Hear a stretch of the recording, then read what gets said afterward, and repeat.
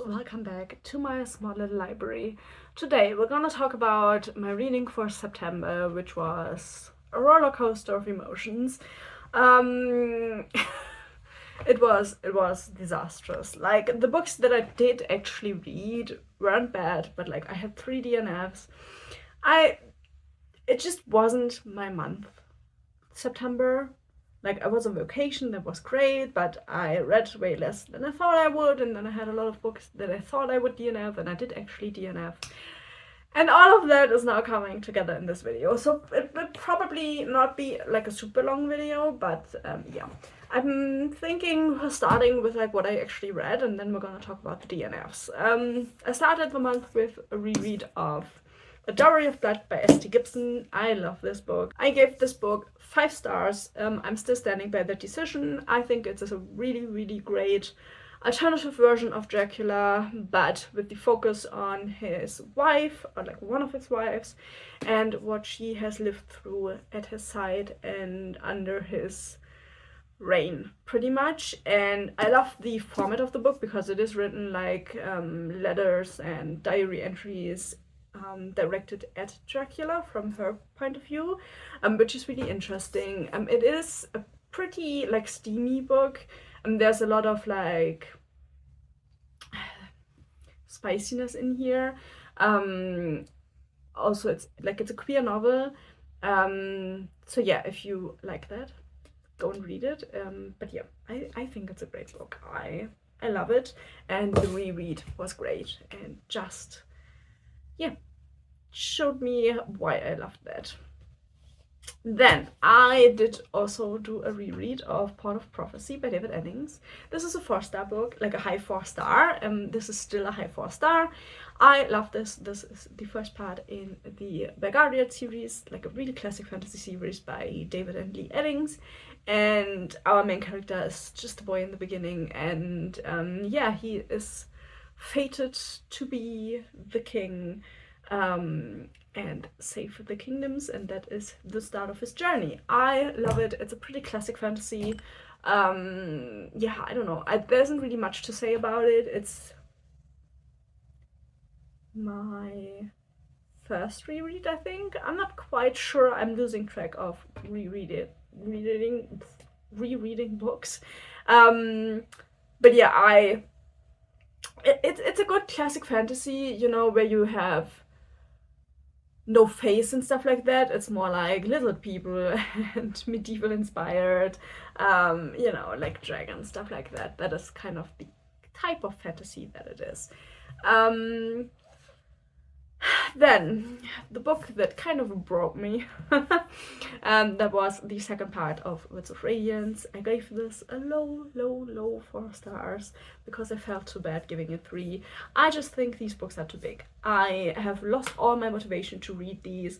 The story isn't good enough for the amount of reading I have to do to get to the story. I like the gist of the story. I think it's a pretty solid fantasy. I just don't get why the books have to be so big. This is just one part of the book, and the smaller part as it is. So yeah, sadly, this really brought me into a reading slump, like head first. I was so unmotivated after this. It was a whole deal. I don't know what I will do with the series going forward, because obviously I only read the first 2 books, and there are 3 more still, and the next one is by far the biggest one, which is Oathbringer, and I have no idea how I will get myself through the book, because I think there's too much filler in there. It is getting boring, the filler, and I hate it. Not the book, not the story. I just hate the fact that it's so big and that it makes me so miserable reading the story, even though I do enjoy the story, which is a problem in itself. But yeah, if you have any ideas, or if you've read them and, you know, had the same problem as me, maybe leave that down below. Maybe a little bit of encouragement to get on with that series, because I don't know how I will do that. And then I have the best book of the month. I was so happy that I picked this up. This is The Mercy of Gods by James S. Corey, which is the author or the author team, I think, of the Expanse series. This one is the Captives War series. There are 2 books out there so far. I only read this one, the first one. This is a sci-fi in the best way. Our main characters are scientists. They live on a planet that isn't Earth. Humanity lives on this planet. They have no idea how they got there because most of the knowledge of that got lost. And so they live on this planet that has like concrete buildings and grown buildings. The planet is kind of split on how the fauna and the fauna works, and because humanity brought animals and plants with them, and then you have the native species of the planet. And so our team is like trying to make hybrids of both of these different biospheres. And then the aliens come and they kidnap the humans. They kill a lot of humans. The rest they kidnap, and then they put our scientists to work. And it was brilliant. I really loved this. I loved the characters. I think they worked pretty well in a team. You have like the more neurotic characters, the more normal characters. There were pretty dark scenes in here. Like mentally dark themes. Mental health in general seems to be a big part of the book. I love the portrayal of the aliens because they have like a fundamentally different view of the universe than humans, and that kind of like explains a little bit more why they do what they do. And yeah, this was brilliant. I love this book. This was a 5-star read. This is one of my new favorite sci-fi books out there. And yeah, if you like sci-fi, especially with scientists as the main characters, you need to read this if you haven't yet. It's just brilliant. It's brilliant. I'm gonna say how it is. It is brilliant, and it was like a great thing that I picked it up after the reading slump, because like it hauled me out of that. Like I read that book in 4 days. It was so good. I was so enjoying that, and after being in the slump, I really needed that. And then the last book I read, and that I will finish tomorrow because I'm filming this video a day before the month ends, but I don't have time to film it any other day. But yeah, I'm nearly through my reread of Salem's Lot. I think this is a brilliant like vampire story because of how differently paced it is to other ones, and how little the vampires are actually in the forefront of the novel.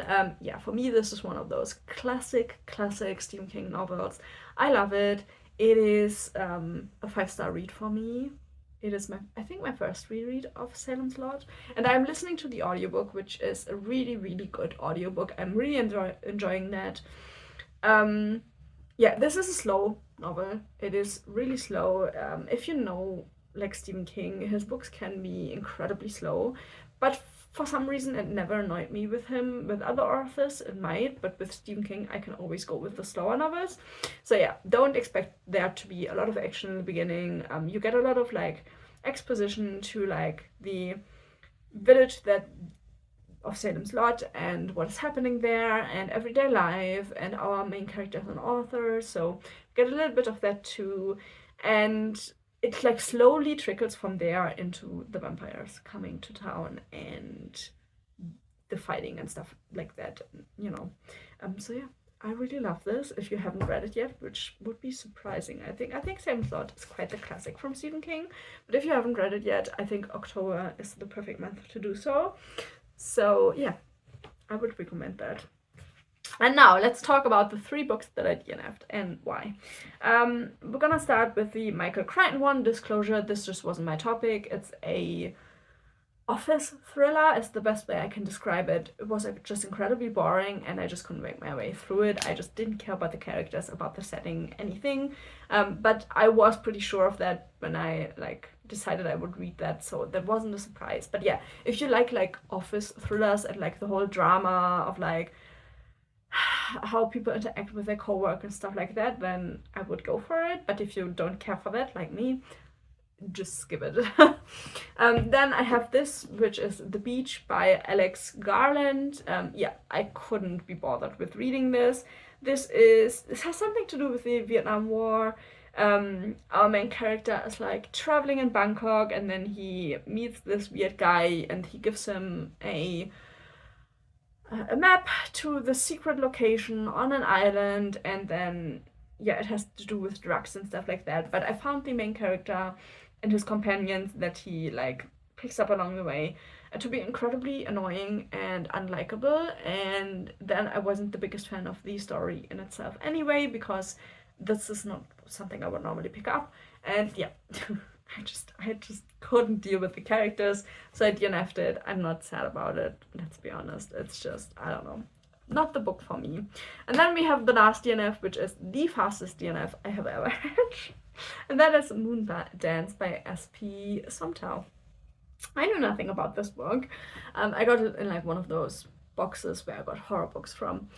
This is a fantasy Western book, which is set in today's world and then in a Western setting.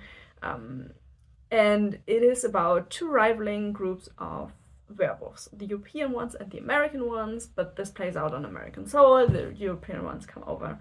And the book starts with our main character, a woman, getting like stuck in snow. She leaves her car for some reason, and then a guy coming to her help, at least she thinks he's doing that, on a motorcycle, and then they go into this conversation where she's like this really like leftist, woke person, and he's a Native American who used to denounce his heritage, and now he's like, I don't know, he has to barf if he even sees like white meals and stuff like that. And the book starts with so heavy of a stereotype with both of these people that I just couldn't deal with it.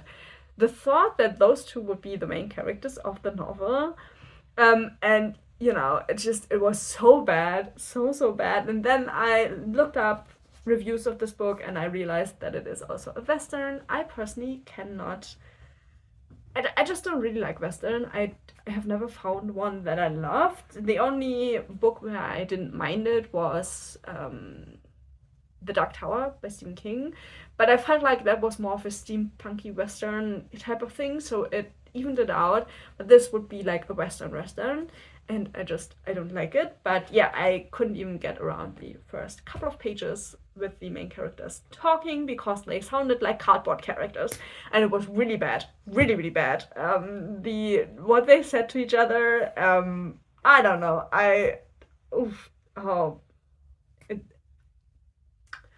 If you want to look the book up, yeah, I don't know why there had to be werewolves involved as well and stuff like that. It's just crazy. It's crazy. I wouldn't recommend it. If you can deal with cardboard characters, it might be worth just to see how bad the book is. But like, I can't deal with that. One-dimensional cardboard characters are just a no-go for me.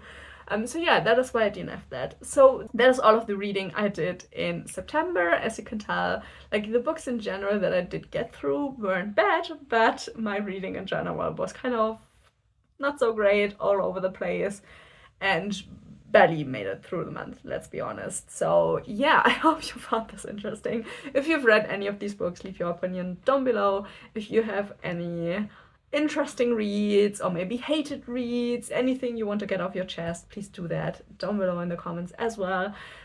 I hope you enjoyed the video. Thank you so much for watching, and hopefully I will see you in the next one. Bye bye!